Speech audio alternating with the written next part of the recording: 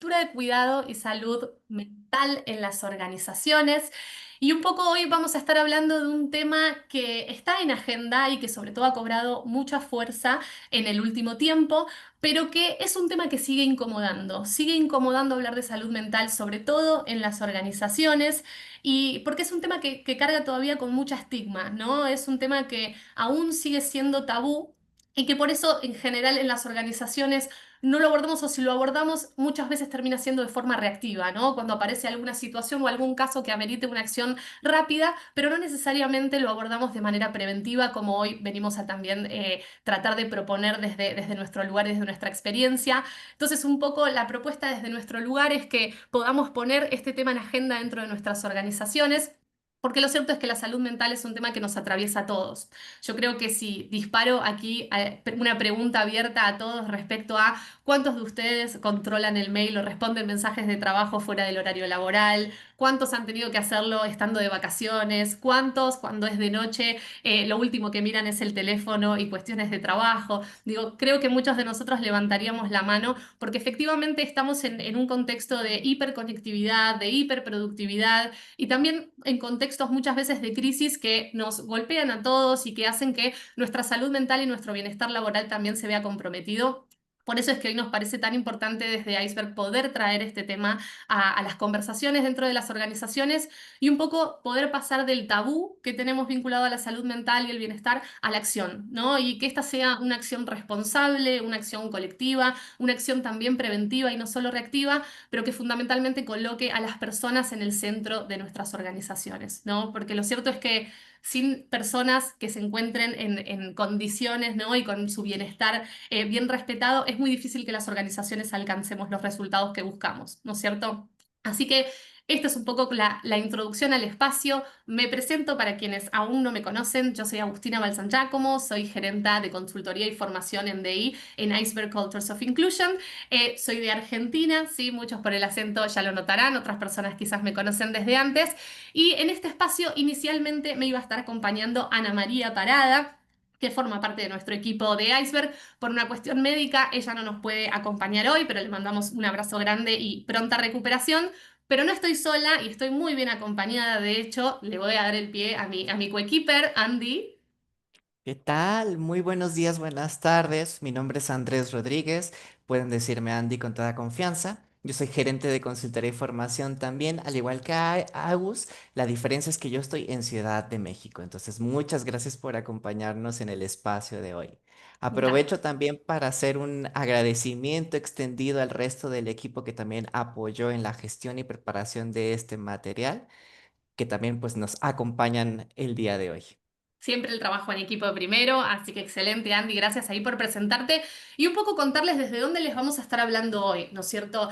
Iceberg Cultures of Inclusion es una consultora que viene liderando el camino hacia la diversidad, equidad e inclusión en América Latina, impulsando culturas saludables dentro de las organizaciones y la verdad es que ya llevamos más de 15 años trabajando con empresas en toda la región. Y eso nos ha otorgado una experiencia, ¿no? De poder entender un poco cuáles son esos desafíos que las organizaciones están enfrentando hoy día en los tiempos que corren. Y aquí simplemente les mostramos algunas de las tantas empresas con las que venimos trabajando, pero que justamente, como decimos, lo traemos aquí presente porque es desde donde les vamos a estar hablando. Es desde la experiencia acompañando esa construcción de culturas saludables en empresas de diversas industrias, de diversos tamaños, y es el aporte que queremos hacer justamente el desafío que nos presenta hoy el contexto actual. ¿Sí? Así que para empezar te dejo, Andy, a ti que nos hagas como un pequeño rompehielo, ¿te parece? Claro que sí, y aquí voy a pedir mucho favor de la participación de las personas asistentes porque va a salir un poll, una encuesta en su pantalla. Ahora que hablaba Agus algunos aspectos de la salud mental, del bienestar laboral, a veces solemos escuchar algunas frases, ustedes me dirán si empatizan o si han escuchado tal vez alguna de estas frases en sus organizaciones. Una de ellas es, por ejemplo, esta cuestión de es hablar de salud mental es un tema meramente personal, tiene que gestionarse, no tiene nada que ver con el aspecto laboral. Otra frase que les ponemos acá es un tema de moda, así como últimamente tal vez venimos hablando de inteligencia artificial, parece que hablar de salud mental se ha vuelto una tendencia, pero ¿hay algo más allá de la tendencia? Otro que pueden ver acá es de liderazgo. A veces escuchamos esta frase que dice, los líderes no podemos hacernos cargos ya de la salud mental del equipo, demasiadas labores, demasiadas actividades tenemos en el día a día como también añadir este tema adicional. O esta última es que ahora es un tema de las nuevas generaciones. Ahora la generación de cristal no se le puede decir nada, este tema hay que manejarlo con pincitas. Y aquí estoy viendo ya, Agus, algunas respuestas. Oh, no se preocupen, ahorita les voy a compartir y añado que si han escuchado alguna otra, si la quieren compartir en el chat, también adelante, nos gustaría leerles. Y aprovechamos a reforzar que siéntanse libres de utilizar el chat para dejar las preguntas, comentarios que se les ocurran a lo largo del encuentro. Es el canal recomendado, así que por favor siéntanse en la libertad. Bueno, hay una diferencia marcada entre cuál suele ser la más escuchada. Ahí podemos Me- compartirle los resultados a la audiencia. Claro que sí. Muy bien, ahora deberían estar viendo en su pantalla los resultados. Vamos a ver que la gran mayoría de las personas escuchamos más esta frase que es un tema de las nuevas generaciones, seguido del tema de moda, pero el día de hoy vamos a ver un poco más allá de estas percepciones. ¿Por qué es que recientemente se está hablando? ¿Cuál es la necesidad de ir posicionando el tema? Entonces, ¿te parece si avanzamos, Agus, con Claro que sí. las primeras conceptos que quiero contarles? Porque justamente hablar de salud mental hoy en día y del bienestar laboral en sí mismo se ha vuelto también una necesidad no solo para las organizaciones, sino también para la sociedad. Y aquí la invitación que hacemos desde Iceberg es empezar a contemplar la salud mental y psicológica como otro factor más, como otra capa más de la identidad que tenemos todas las personas. Cuando hablamos de las diferentes dimensiones de la diversidad, a veces es mucho más común pensar en el género, en la orientación sexual, la identidad de género de las personas, porque es algo que ya logramos identificar con mayor facilidad. Hay otras capas de la identidad que tienen que ver con nuestra nacionalidad, nuestra diversidad religiosa, incluso otras cuestiones como la diversidad corporal o funcional, la edad. Y la invitación es que también contemplemos a la salud física y la salud mental dentro de este aspecto, porque es algo que nos atraviesa a todas las personas. Es un aspecto que también vivimos de forma distinta dependiendo de los factores individuales, dependiendo del contexto. Entonces también es, es posible y la invitación es a pensar que la salud mental y la salud física también nos va a acompañar y va a ir cambiando conforme cambiemos nosotros mismos. En este aspecto, el acompañamiento y el cómo lo vivamos en el entorno laboral también importa mucho. Y a continuación, quiero traer a su atención algunas cifras de por qué es importante hablar de salud mental, particularmente en el trabajo, un poco a ir hacia los mitos y un poco hacia lo que solemos escuchar. La realidad es que hablar de la salud mental también se ha vuelto prioritaria porque ya hay estudios que demuestran, por ejemplo, este de la Organización Mundial de la Salud, que para 2030 se calculan que los trastornos de salud mental serán la principal causa de discapacidad en el mundo. Esto nos habla de cierta predisposición, pero también de una realidad que está presente, que nos puede afectar, que la podemos vivir cualquiera de nosotros o de nosotras. Si aterrizamos estos números un poco más al ámbito laboral, hay otras cifras, por ejemplo, este del Workforce Institute, que habla que el 60% de las personas trabajadoras a nivel mundial afirma que el trabajo es el factor que más influye en su salud mental y puede influir tanto para bien como para mal. 60% es un número también bastante grande. Si esto lo traemos un poco más a nuestro territorio más conocido, América Latina, fíjense que Gallup por allá del 2024 hizo un estudio donde encontró que más del 50% de las personas trabajadoras en la región reportan altos niveles de estrés diario. Ese nivel de estrés diario en en el trabajo, pues también viene influenciado por diversos factores, pero también más del 50% es un número que ya nos habla sobre cierta tendencia marcada.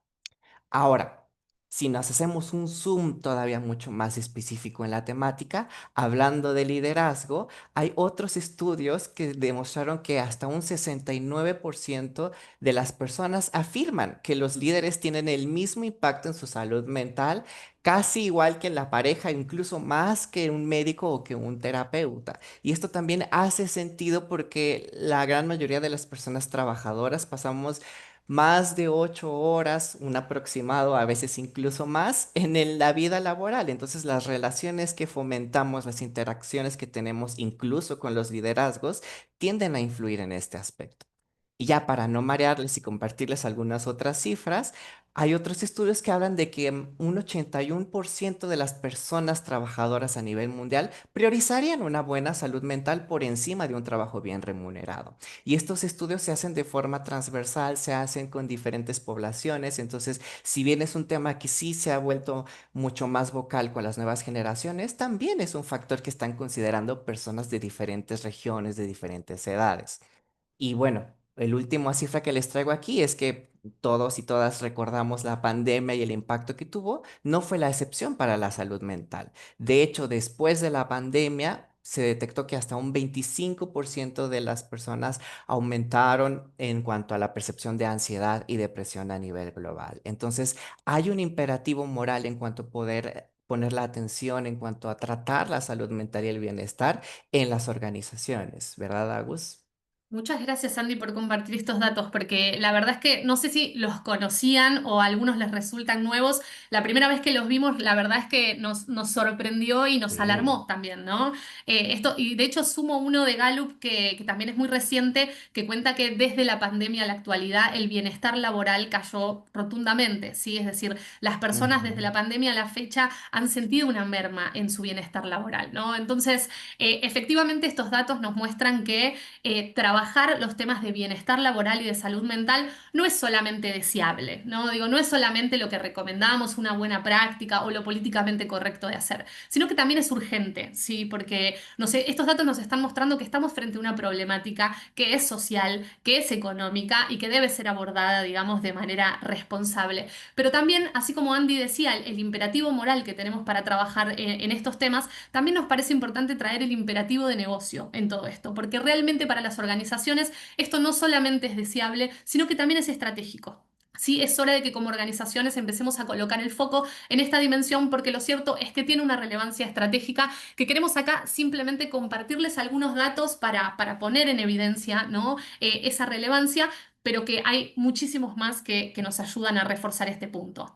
Por un lado, abordar estos temas nos va a permitir como organización tener un ahorro económico.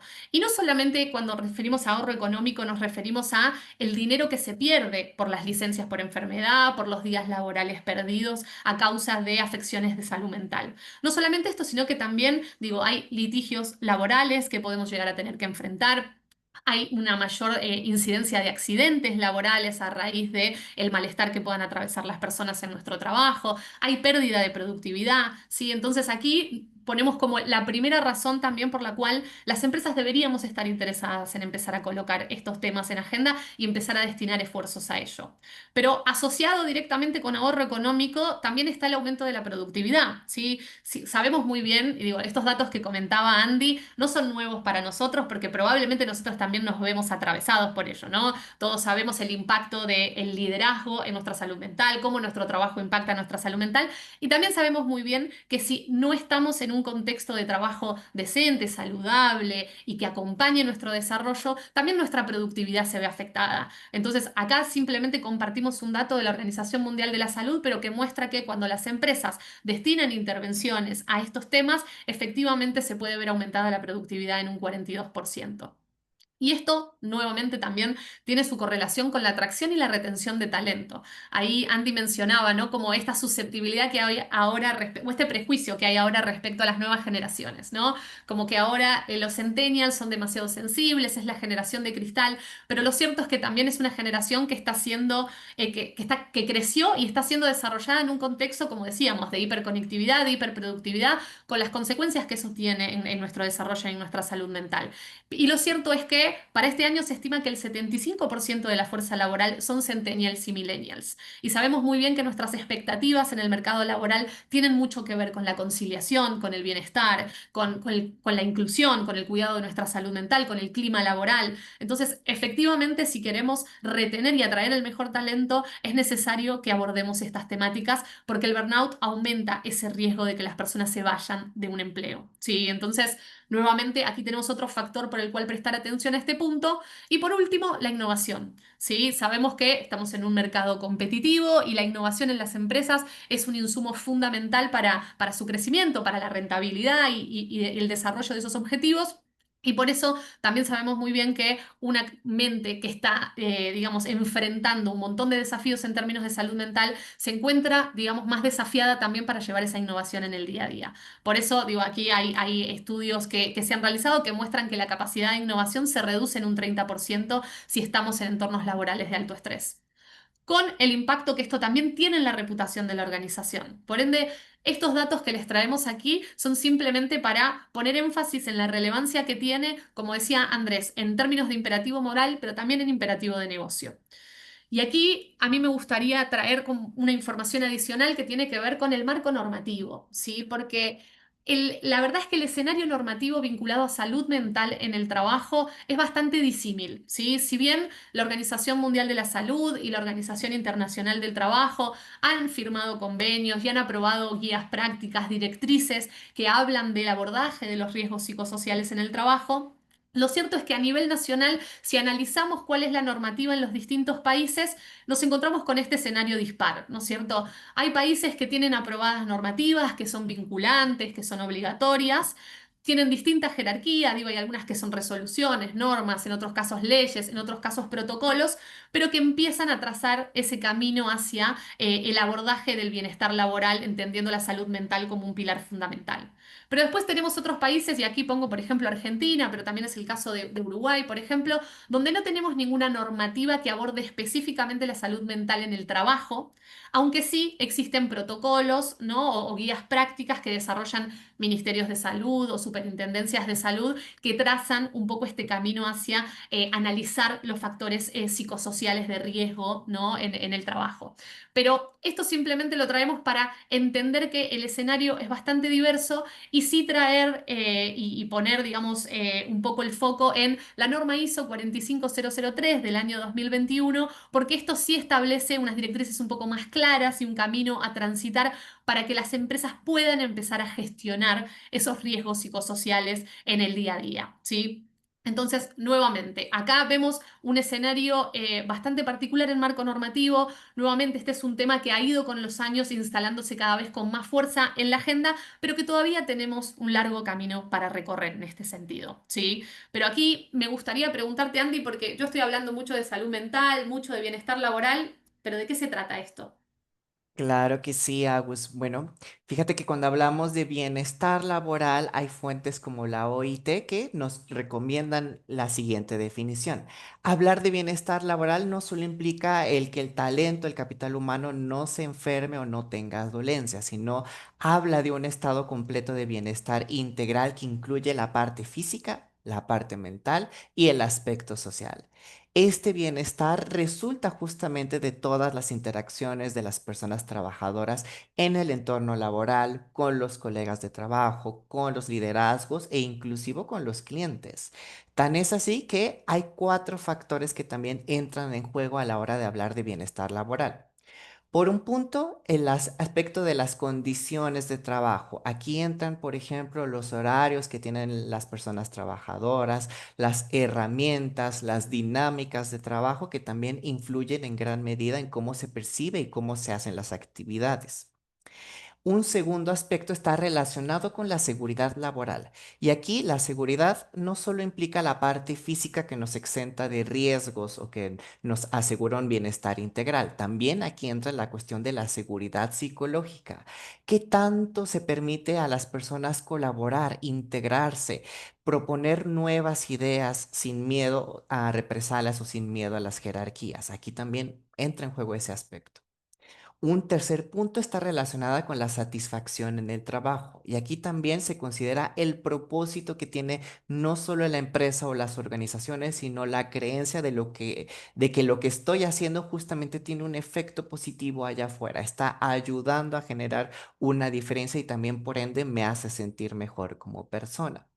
Y finalmente, equipo, el último factor está relacionado justamente con el impacto positivo en la vida, porque cuando tenemos un buen balance de vida laboral, cuando hay bienestar en el trabajo, también nos permite disfrutar otras instancias, nos permite hacer una desconexión, disfrutar la vida personal, fomentar el bienestar también en ese aspecto. Entonces, entra mucho en juego también aquí dentro de lo que implica. Aquí también quisiera comentarles que justamente pues hablar de bienestar laboral no solo es una necesidad de las personas, también es un derecho. Como tal, requiere esa corresponsabilidad entre las personas que formamos las empresas y quienes también tenemos un rol de liderazgo, de gestión de talento, de diversidad e inclusión para hacer que esto suceda. ¿Y qué te parece, Agus, si volvemos a hacer alguna interacción aquí con el equipo para que no se me pierdan? Ahora quisiera hacerles otra pregunta distinta. Ahora que vimos algunos de los factores que entran en juego en el bienestar laboral, ¿cuáles dirían ustedes que son los principales desafíos que hay que poner atención? Puede ser en tu organización, puede ser los que hayas notado en tu industria. ¿Cuáles de los siguientes crees tú que entran en juego? Por darles unos ejemplos, ahora les aparece el poll en pantalla. Entra la falta de tiempo, la falta de recursos destinados a este tema, una poca comprensión sobre la relevancia del tema, o sea que todavía no se entiende lo importante que es. Puede entrar en juego también la presión por los resultados. A lo mejor ahorita el foco de negocio está en otros temas más puntuales y no en este. A veces también implica la cultura de sobreproductividad. Entonces, foco en sacar los resultados, foco en reducir los pendientes y delegamos el bienestar en otro punto. O también los liderazgos que a veces no dan el ejemplo de cuidado frente a lo que se busca en las empresas.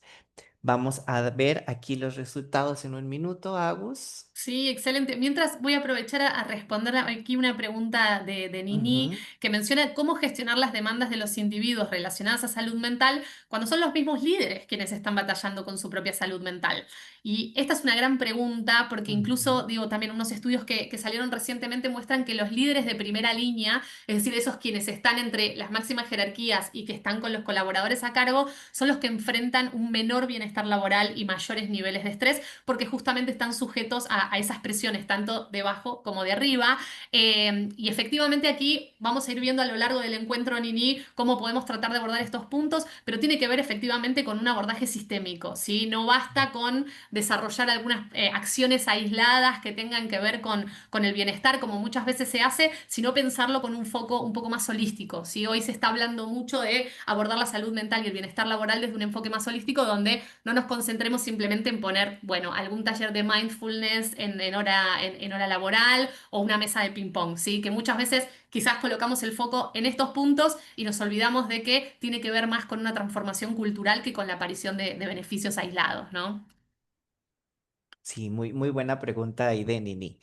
Ahora vamos a ver algunos de los puntos. ¿Qué te parece si detenemos para ver un poco los Ujú. resultados? A Sí, ahí el ver, liderazgo, mira, es como un gran punto. un tema en el que hay que trabajar y hablar también al respecto, como bien decía Nini. Después hay Total. otros temas de la cultura de sobreproductividad, la presión por los resultados, y es algo que nos afecta a todas las personas, pero no nos afecta por igual también, ¿no? Entonces, un foco ahí importante para considerar. Excelente. Bueno, gracias ahí por compartirnos un poco su perspectiva. Esto nos sirve también para nutrir la discusión. Y aquí un poco estos desafíos que ustedes han estado identificando, además de ser desafíos, también les digo que son factores de riesgo, ¿no? Y aquí queremos empezar a conversar con ustedes un poco sobre factores de riesgo porque justamente esto es lo que nos va a permitir a nosotros, digamos, a quienes están del otro lado, empezar a identificar dónde estamos parados como organización, ¿sí? ¿Cuál de estos puntos me hacen, digamos, me doy cuenta de que los vivenciamos en nuestra organización, cuáles de estos puntos quizás deberíamos empezar a trabajar y abordar, ¿sí? Para tratar de prevenir impactos mayores. Los estudios muestran que el retorno en inversión es mucho mayor cuando el abordaje es preventivo que cuando es reactivo. Entonces, aquí es donde tenemos que tener el foco. No esperar a que un caso nos explote en la cara, ¿no? Digo, a que una situación nos desborde para poder empezar a poner estos temas en agenda, ¿sí? Porque ahí el costo es mucho mayor. Entonces, tenemos que abordarlo de manera preventiva y para abordarlo de manera preventiva es importante que analicemos los factores de riesgo psicosocial en nuestra organización. Y aquí vemos, por un lado, como decía Andy, tiene que ver con la organización del trabajo, ¿no? Digo, hay muchas organizaciones que ustedes lo sabrán y ustedes estarán pensando también en sus casos particulares, donde hay sobrecargas de tareas, ¿no? Una carga laboral excesiva, mal distribuida, se establecen plazos irracionales para la entrega de resultados, muchas veces hay micromanagement o los trabajadores no tienen autonomía para realizar las tareas, o hay ambigüedad o conflicto de roles, ¿no? No se sabe muy bien a qué le toca a quién y eso genera climas de estrés y también de conflicto. O muchas veces estos horarios inflexibles o extensos, ¿no? Esto de me tengo que quedar hasta las 10 de la noche trabajando. Hoy día el home office también desdibuja un poco los límites, ¿no? Y hace que esta sobrecarga muchas veces se produzca. Entonces, aquí hay como un factor concreto a analizar respecto de cuál es esa dinámica laboral de nuestro día a día, cómo se está dando, ¿no? Pero después tenemos otro punto que es fundamental y aquí también toca un poco lo que decía Nini, que es la cultura organizacional, que obviamente la cultura tiene que ver como con aquellos valores que nos identifican como organización. Y la verdad es que me ha tocado trabajar dentro y con muchas organizaciones donde prima la cultura del 24/7, ¿no? De estar siempre disponible, se valora el trabajar muchas horas, quien se va a las 10 de la noche de la oficina es como súper reconocido, es como si el tener puesta la camiseta de la organización implicara que nos alienemos completamente y que vivamos simplemente para trabajar. Y esto desde ya que atenta contra nuestra salud mental. Y voy a contar una anécdota que hace un tiempo vi en LinkedIn, un marido, un esposo que subía la foto de su esposa a punto de parir, internada en el hospital, con la computadora trabajando. Y él lo subía como algo muy positivo, ¿no? Como diciendo, ay, mira, mi esposa, qué trabajadora, qué profesional, que está a punto de parir y todavía está trabajando. Y yo no pude más que horrorizarme viendo eso, porque imagínense el nivel de sobrecarga que tenía esa mujer que no podía estar en la sala de parto sin responder mails, ¿no? Entonces, esa dificultad de conciliación, esa cultura de que uno tiene que estar disponible, no importa en qué momento estemos hablando, no importa si estás de vacaciones, si estás enfermo, incluso en licencia médica tenemos que estar respondiendo mails, ¿sí? Entonces, estos factores junto con la falta de reconocimiento, junto también con culturas muy individualistas, donde hay mucha competencia y cada uno está buscando cuidar su propio trabajo y no existe el espíritu de colaboración y de trabajo en equipo, son todos factores que también atentan, ¿sí? Pero retomando también con lo que decía Nini, en los estilos de liderazgo aquí juegan un rol crucial. Sí, a veces puede ser que tengamos liderazgos autoritarios, como también puede ser que tengamos liderazgos completamente ausentes, ¿no? Digo, liderazgos que dejan solo a sus equipos donde no se les establece una direccionalidad, donde no hay seguridad psicológica con los equipos, ¿no? Las personas tienen temor a cometer errores, las personas no se animan a preguntar, no se animan a proponer, ¿no? Porque existe este temor a represalias.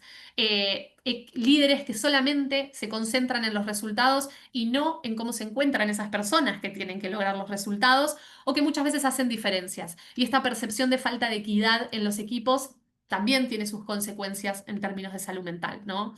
Pero ahí, Andy, ¿quieres continuar tú contándome un poquitito qué otros factores podemos ver?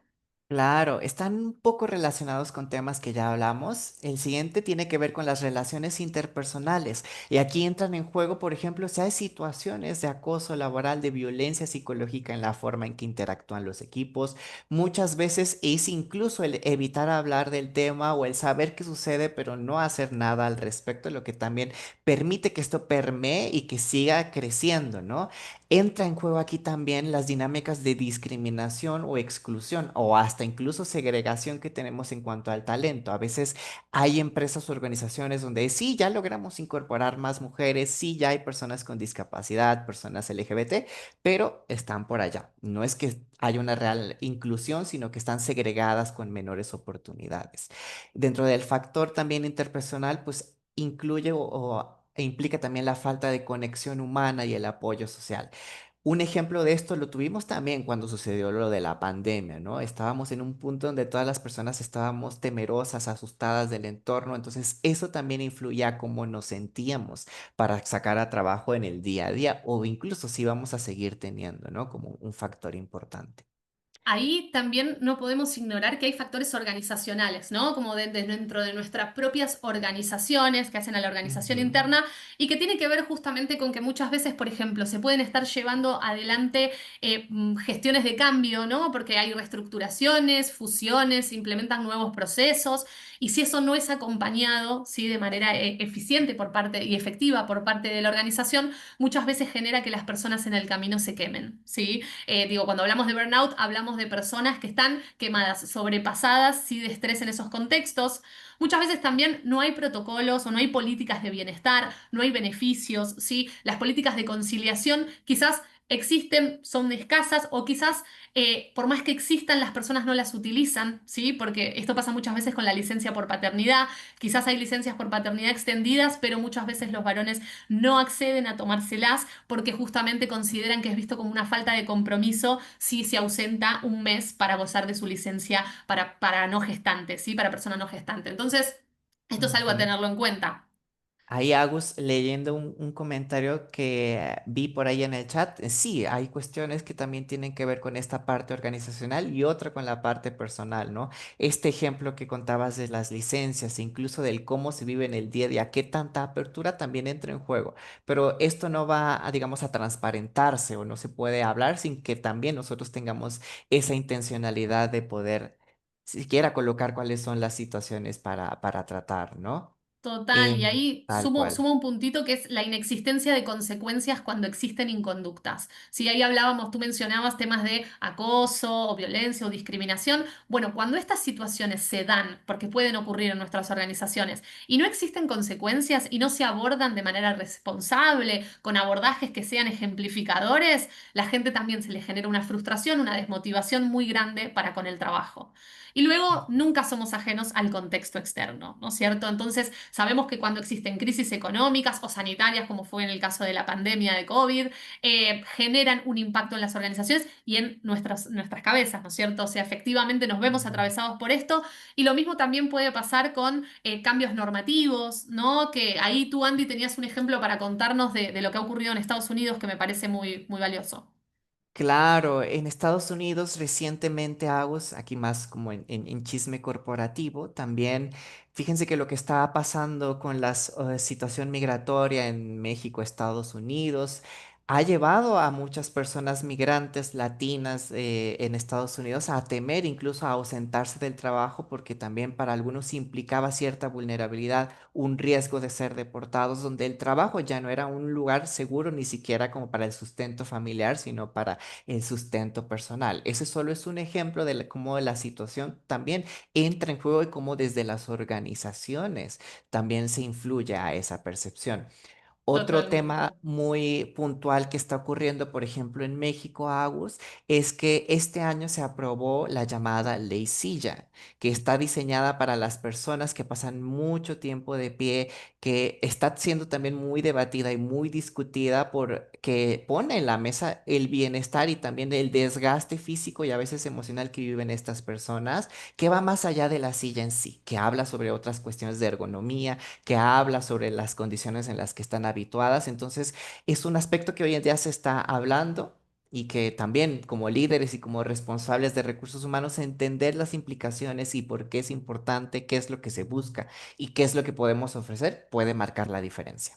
Totalmente, Andy. Y además esto tiene que ver con un cambio cultural, ¿no? Como un cambio de mindset dentro de las organizaciones. Probablemente antes el empleo era un lugar al que uno tenía que ir a cumplir bajo las condiciones que se establecieran, porque era lo que nos otorgaba un ingreso para nuestro sustento económico y el de nuestras familias. Y hoy día se entiende que no es solo la organización la que me da a mí una remuneración y me permite vivir, sino que lo que nosotros le aportamos a las organizaciones también es clave. Entonces ya no se trata quizás de tolerar cualquier condición, sino que el bienestar y las condiciones en las cuales llevemos adelante nuestra función es fundamental, ¿no es cierto? Pero aquí digo, les estamos mostrando algunos de los factores de riesgo a nivel organizacional, pero lo cierto es que estos factores de riesgo no nos impactan a todas las personas de igual manera.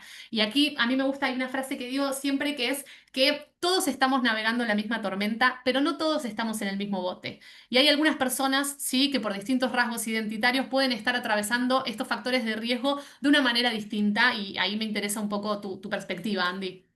Claro que sí, justamente considerar esto, que no nos afectan a todas las personas por igual. Por ejemplo, hay una realidad que en cuanto a la situación de equidad de género, que las mujeres, además de la situación del bienestar de la presión laboral, la realidad es que muchas de ellas viven una doble jornada laboral y entre la carga mental que eso genera.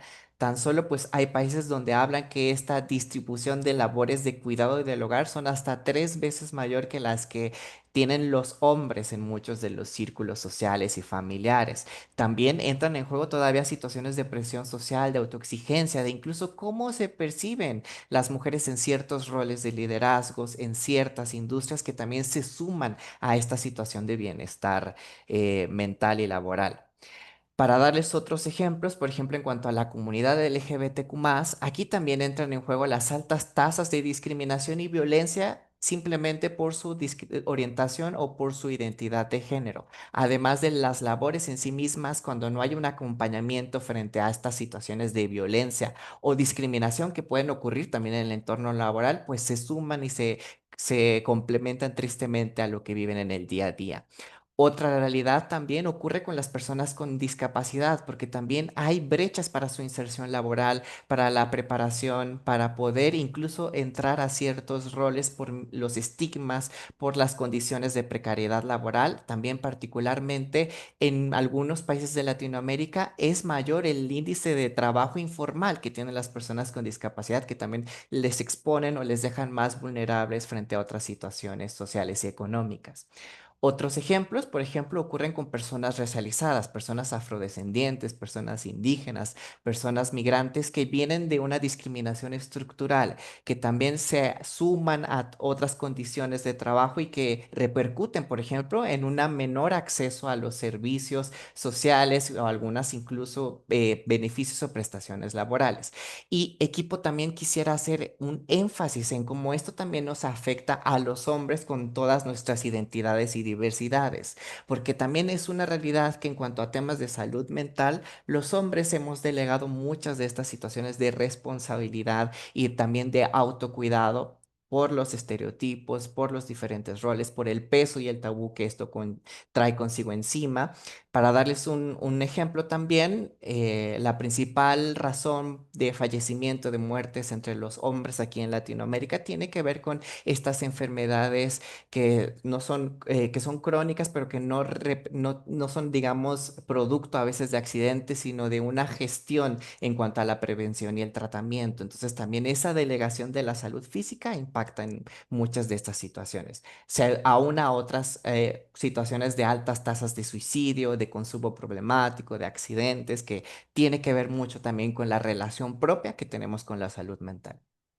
Sí, ahí sumo, ahí justo están haciendo una pregunta por población más 50 y aquí Ujú, efectivamente digo, las generaciones más jóvenes y las generaciones más grandes dentro del ámbito laboral también son personas que sufren de fuerte segregación o incluso discriminación en el ámbito laboral y que se pueden ver atravesadas por digamos, factores de riesgo adicionales en este proceso. Sí, ahí hay un tema también para poner foco y otra cosa que sumo, digo, esta población con la que estamos hablando en general estamos hablando en el ámbito laboral, no organizacional, pero muchas personas se encuentran en el marco de la informalidad absoluta y obviamente su acceso a ujú, recursos para abordar la salud mental son mucho menores y tengamos en cuenta que la salud mental es costosa, que poder acceder a un tratamiento de salud mental es costoso, pagar un terapeuta, pagar un psicólogo, psiquiatra, digo, tiene un costo y no todas las personas están en condiciones de acceder a ello, por eso también es algo que es fundamental que lo podamos poner en agenda para que justamente la salud mental sea un derecho y no sea un privilegio al que solamente algunas personas tenemos la posibilidad de acceder a esos tratamientos, ¿no es cierto? Pero ujú. Ahora me gustaría, digo, que no nos quedemos obviamente simplemente en hablar del desafío que tenemos por delante y esos factores de riesgo que nos atraviesan, hablar de qué podemos hacer como organizaciones, ¿no? Porque aquí hay un rol que podemos jugar y a nosotros nos gusta mucho hablar de corresponsabilidad en este marco. ¿Y por qué corresponsabilidad? Porque justamente es entender que como organizaciones tenemos, sí, tenemos una influencia y tenemos una responsabilidad en cómo abordar este punto. Y también incorporar la perspectiva de sostenibilidad en todo esto, porque lo cierto, como decíamos al inicio, es que si nosotros quemamos a las personas y a los talentos que tenemos dentro de nuestra organización, no hay organización que se sostenga, no hay objetivos que se cumplan, no hay rentabilidad que se pueda perseguir. Sabemos que las empresas tienen el objetivo del lucro, tienen el objetivo de lograr esa rentabilidad que se espera, pero lo cierto es que tal rentabilidad no va a existir en la medida que las personas, ¿sí?, no puedan acompañar esos resultados. Entonces, por ese motivo es que nos parece importante incorporar esta perspectiva de sostenibilidad. Y entre las recomendaciones que desde Iceberg particularmente queremos realizar y que vienen un poco en respuesta a algunas de las preguntas que por ahí fui viendo, y es que el enfoque, el abordaje sea sistémico. ¿Y a qué vamos con esto? Esto va mucho más allá de yoga o poner fruta en las oficinas.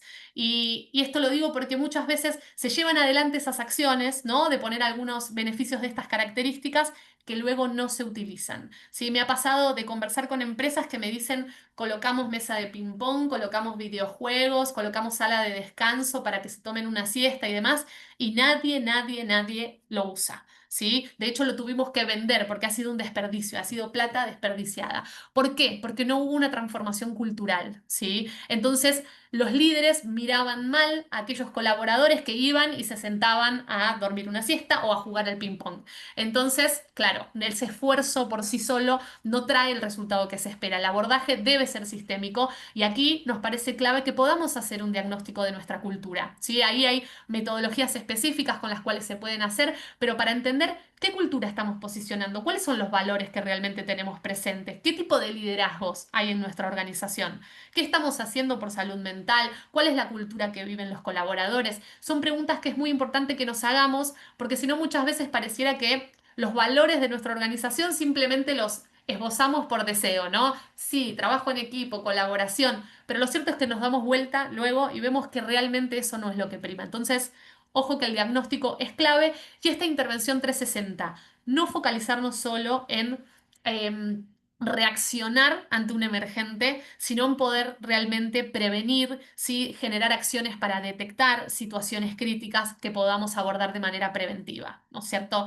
Y que el enfoque de salud mental no sea simplemente una acción aislada, ¿no? Como espasmódica que desarrolla quizás el equipo de recursos humanos de vez en cuando con alguna acción, sino que esté integrado, ¿sí? Que esté integrado con otros pilares como diversidad, equidad e inclusión, que mencionaba Andy al principio, prevención de riesgos laborales, sostenibilidad, ¿sí? Que podamos tener esto presente y que podamos evaluar cuáles son esos riesgos en mi organización en particular, ¿sí? Muy buen punto este. El enfoque sistémico es lo que permite que las acciones hagan la diferencia y sean sostenibles con el tiempo, ahí rescatando esto que comentaba Agus. Hay otra recomendación muy importante que tiene que ver con las políticas y procesos, porque necesitamos que esto también esté formalizado en cuanto a la forma de operar. Aquí una mejor práctica es poder incorporar, revisar los protocolos que tenemos, considerar los procedimientos para tener este cuidado psicosocial al foco también del talento. Por darles un ejemplo, en las licencias, por ejemplo, de maternidad o de paternidad, ¿cómo es que es este retorno? ¿Cuál es el acompañamiento que se le da? ¿O solo es como, bueno, regresaste feliz de tenerte de vuelta? Vamos a seguir como si nada, cuando también hay algunos ajustes, cuando también podemos considerar otras situaciones. Ahora que en el chat ponían lo de qué pasa con incluso las personas mayores de 50 años, hay empresas que están empezando a tomar en cuenta esto para las jubilaciones, porque también es eh, una transición bastante fuerte en la vida, ¿no? Entonces también el qué acompañamiento se le da a la persona, cuál es la percepción que tiene, cuenta mucho en ese aspecto. Otros puntos aquí importante en políticas y procesos es el poder establecer los canales confidenciales para que las personas puedan consultar, puedan recibir apoyo tras ciertas incidencias. Yo recuerdo, Agus, que en mi vida laboral pasada, por ejemplo, teníamos un beneficio que era una línea de apoyo en situaciones de emergencias. Y esa línea de apoyo daba tanto primeros auxilios emocionales, daba también asistencias, por ejemplo, de qué pasaba si fallecía un miembro de mi familia y yo, entre toda la situación que estoy atravesando, no sé ni por dónde empezar el papeleo correspondiente, te ayudaban a esas tomas de decisiones que también pueden marcar la diferencia y que de hecho en pandemia ayudó mucho a muchas personas. Y como último punto, también el que podamos formar equipos que también tengan estas herramientas, estas capacidades de dar un primer auxilio emocional. No implica que tal vez ya sepan o tengan las facilidades de dar terapia dentro de ese mismo aspecto, pero dar primeros auxilios en cuanto a contención, en cuanto a poder controlar las situaciones y que no escalen a otras situaciones de riesgo. Totalmente, y ahí incluso también hay organizaciones que brindan la cobertura, sí, para la atención Ujú. psicológica, y ese tipo de puntos es clave porque, como decíamos previamente, es costosa, sí, y Sí. termina siendo muchas veces un privilegio. Si bien hay hospitales públicos que brindan esa atención, hay una sobredemanda enorme, sí, que hace que muchas veces no todos puedan recibir esa atención. Entonces, ese es un punto clave, y acá retomo algo Ujú. que dice Luz, también para este tipo de protocolos y de retorno progresivo, para personas que hayan atravesado enfermedades, sí, sabemos que hay Ujú. enfermedades que realmente implican un desafío muy grande, no solo físico, sino también mental para las personas, y es importante que como empleadores acompañemos esos procesos, ¿sí? Y así podemos pensar en un montón de situaciones, digo, hay casos de consumo problemático, hay un montón de situaciones que amerita que como organizaciones nos comprometamos, así que buenísimo ahí ese punto. Y otro tema que queremos traer aquí, que es clave, es lo que veníamos hablando de cultura organizacional. ¿Qué podemos empezar a hacer desde nuestro lugar? Bueno, hay muchas empresas que incorporan protocolos o por lo menos buenas prácticas de desconexión y respeto por el tiempo personal, ¿sí? Desde que los correos no se respondan después de hora. Conozco una empresa puntualmente que lo que nos decían es, se cumple el horario, que son las 6 de la tarde, y se tienen que ir todos. Nadie se puede quedar en la oficina porque si no, claro, terminan quedándose después de hora, y eso también nuevamente genera ciertas desigualdades, ¿no? Porque quizás muchas veces las mujeres con responsabilidades de cuidado no pueden quedarse después de hora, y luego el que se queda después de hora es valorado como más comprometido. Entonces eso termina generando un montón de dinámicas, sí, que no favorecen el bienestar laboral. Después, posicionar el tema en instancias organizacionales, que empecemos a hablar de salud mental en nuestro programa de onboarding, en las reuniones de equipo, cuando se hacen comunicaciones internas, que esto esté presente en el día a día, porque la única manera de derribar ese estigma, ¿sí? Es transitando estas conversaciones que muchas veces son incómodas, pero que hay que justamente romper con ese tabú, y que generemos instancias específicas. Mira, ahí dice Jore, otras bloquean el acceso a cuentas cuando están en home office. Claro, como para que efectivamente las personas puedan focalizarse. Lo mismo en el momento de las vacaciones, salir de los grupos, cerrar. Digo, hay cosas que tienen que ver con lo individual. Ahí creo que, no me acuerdo, era María del Rosario que decía, hay una parte de responsabilidad individual, ¿no? Hay límites y hay prácticas individuales, digamos, saludables de autocuidado que podemos empezar a poner en práctica, pero luego hay cosas que como organizaciones ya podemos empezar a impulsar, porque nuevamente yo puedo tratar de autocuidarme muy buena, de manera muy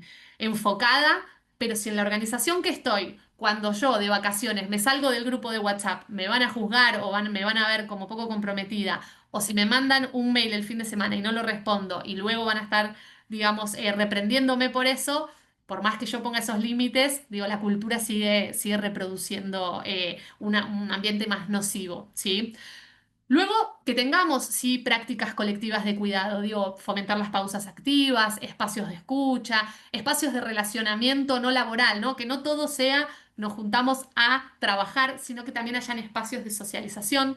En un trabajo que yo tuve, los viernes eran almuerzos en el auditorio y se juntaba todo, no había comedor en ese lugar, cada uno almorzaba en su escritorio, pero los viernes era que se juntaban todos para poder tener un almuerzo más casual, más coloquial entre todas las personas, para empezar a fomentar esa conexión humana.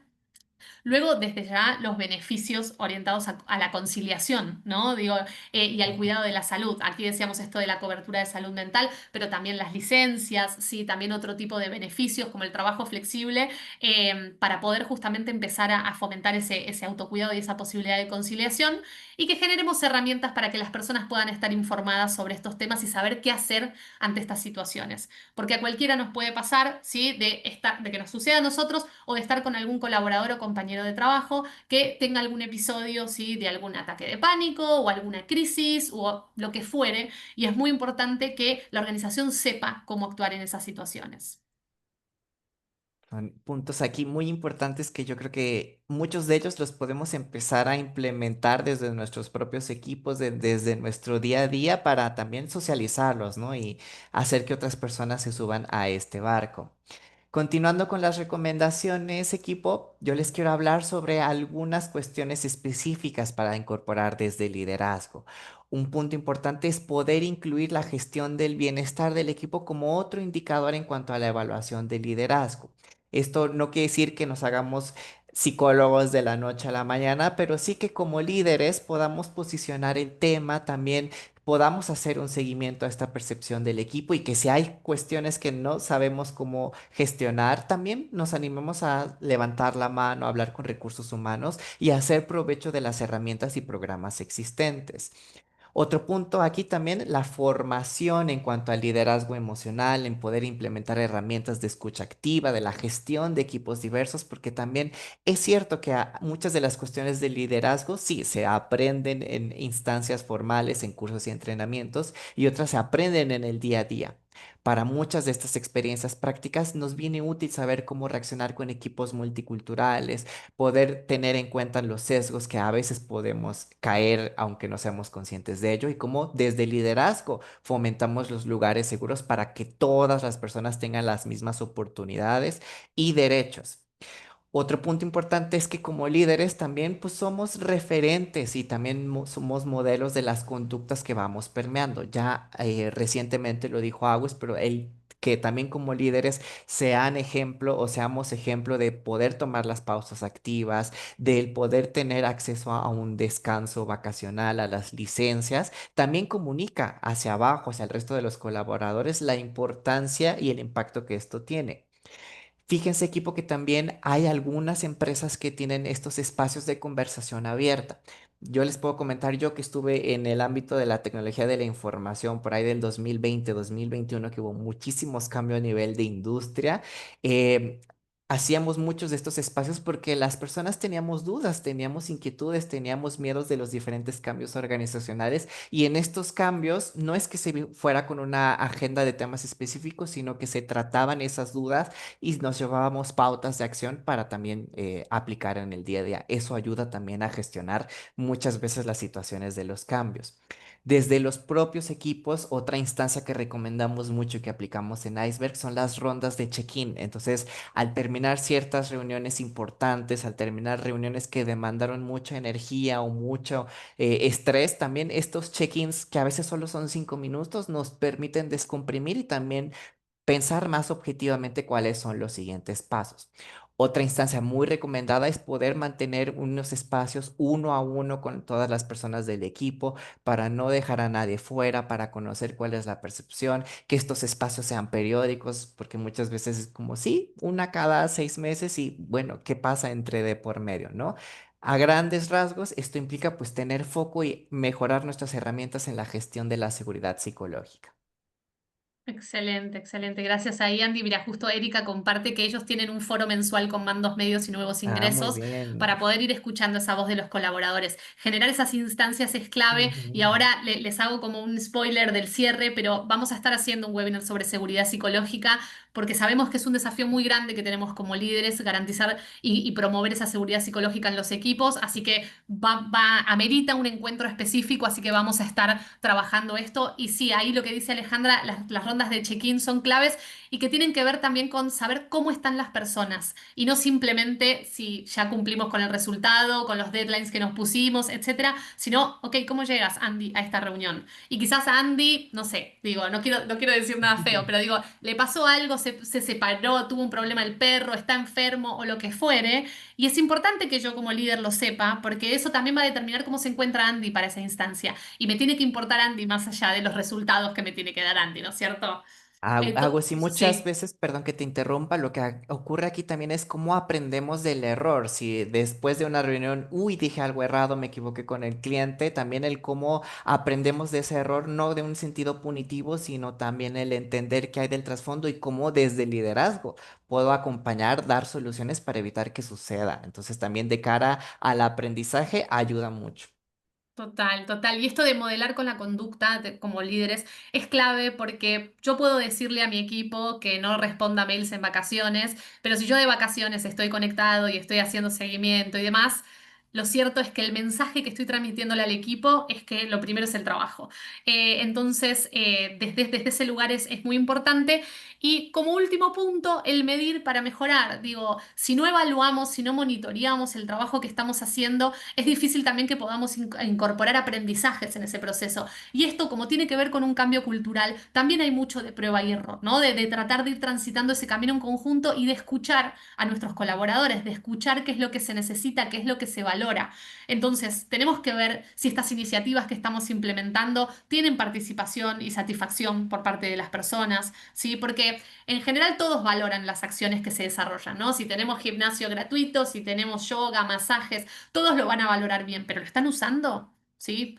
Porque si no lo están usando, eso me quiere decir dos cosas. O el beneficio no es tan valorado como se creía, o la cultura está funcionando de barrera para que las personas utilicen los beneficios que les ponemos a mano. ¿Sí? Entonces, nuevamente, midiendo, me va a poder dar información útil. Que incluyamos indicadores sobre bienestar laboral en las encuestas que hagamos, ¿sí? En los pulsos que hagamos dentro de la organización. Eso también es muy importante y que podamos estar atentos a los factores psicosociales de riesgo, ¿no? Que podamos evaluarlos periódicamente y que también estemos atentos a ciertos indicadores como ausentismo, tasas de rotación, licencias por salud mental, ¿sí? Porque estas pueden estar teniendo un vínculo y que muchas veces quizás son indicadores que los tenemos ahí, los vamos contabilizando, pero no les prestamos mucha atención. Y resulta que si quizás nos ponemos a analizar, vemos que este ausentismo se incrementó a partir de diciembre y en diciembre justo ingresó un nuevo líder o justo hubo un cambio de proceso. Entonces podemos empezar a entender y buscar cierta causalidad en los indicadores que vemos. ¿Sí? Así que esto es un poco en términos generales las recomendaciones. Aquí obviamente hay mucho más para conversar, que estamos abiertos a hacerlo, pero se trata fundamentalmente que cuando hablamos de bienestar laboral no estamos hablando de incorporar beneficios soft así al aire per se, sino que justamente el cuidado, ¿sí? Se integre al modelo de gestión organizacional. ¿Sí? Y como sabemos también que este es un tema complejo y que hay mucho por trabajar, queremos acercarles la posibilidad de que sigamos trabajándolo en conjunto, así que aquí les preguntamos qué les gustaría seguir trabajando sobre esta temática. Pueden dejarlo abierto. Es una respuesta, una pregunta abierta, perdón, para que puedan escribir y les vamos a estar haciendo llegar también con el mail que se registraron una checklist para que puedan ver cómo está su organización respecto a cultura de cuidado y bienestar mental. Es una suerte de guía, ¿sí? Para que nosotros podamos ya empezar a poner ojo sobre aquellos factores sobre los que quizás tenemos que empezar a trabajar, ¿sí?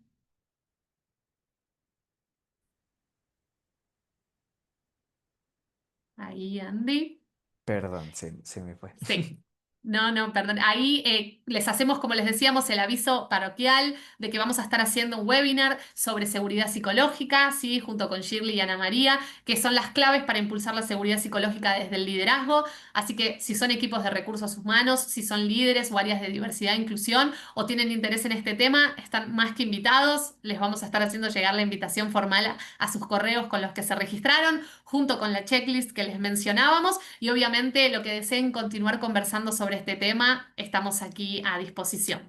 Claro, muchísimas gracias por conectarse. Nos llevamos aquí algunas de sus dudas para responderlas. Aquí tenemos su contacto de algunos de ustedes. Nuevamente, si están interesados en saber más, en tener más información de la guía, cuenten con nosotros. Desde ya, pues muchas gracias por acompañarnos el día de hoy. Muchas gracias por su tiempo y por participar. Nos vemos la próxima. Hasta luego. Hasta luego. Muchas gracias.